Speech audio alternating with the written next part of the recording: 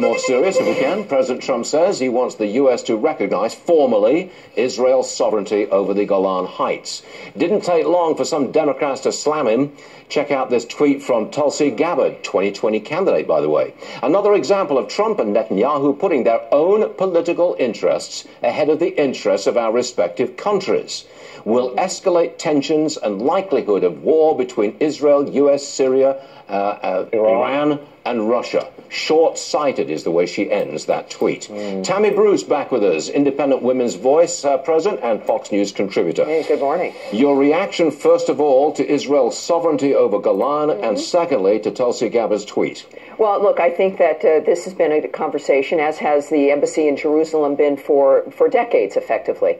And the president is, with our relationship with Israel, this is something that's important to Israel, and it's reasonable. I think also considering already the condition in the area with Yemen, the situation with Iran and Iraq and Saudi Arabia, the tensions are already there. I think that the world, for a while, Israel, of course, is always having to prepare for war.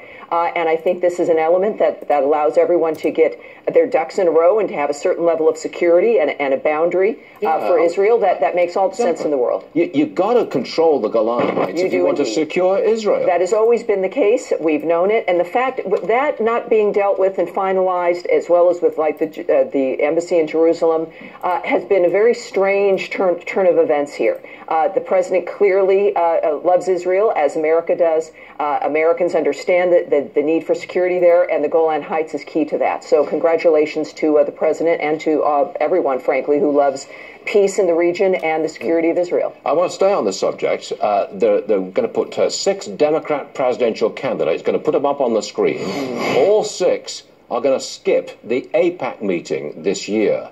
And now this is what President Trump said about them. Roll tape. The Democrats have very much proven to be anti-Israel. There's no question about that. And it's a disgrace. I mean, I don't know what's happened to them, but they are totally anti-Israel. Frankly, I think they're anti-Jewish. What do you got to say to that? Well, this has to send a message to most people if they thought that Ilhan Omar, as an example, was an outlier or was not a representation of this growing sentiment in the Democratic Party. At the same time, Democratic leadership will be at that meeting, like Nancy Pelosi will be there. So there will be Democratic Party representation there. It's almost like they're trying to play both ends. But who in this nation really wants people to be playing both ends when it comes to the Jewish people? And this is, well, is there room in the Democrat Party for the majority of Jewish voters, and they do vote for Democrats, yes, sure, and what's going on with not going to AIPAC? I mean, is there room in the party for those two? Well, I think that we're going to find out when it comes to who survives this campaign season. And that's what's important about the primaries, having these arguments. The fact is, Americans who happen to be Jewish, you can absolutely not agree with some actions of Israel or think that our foreign policy should be different. But what's happening rhetorically in the Democratic Party is from that. So to then not go to this conference, to this summit, sends a very different message. And Americans of all stripes, you don't need to be Jewish also to not like what's going on. Fair enough, Tammy. Welcome back to the program. Good to see you. Thank you.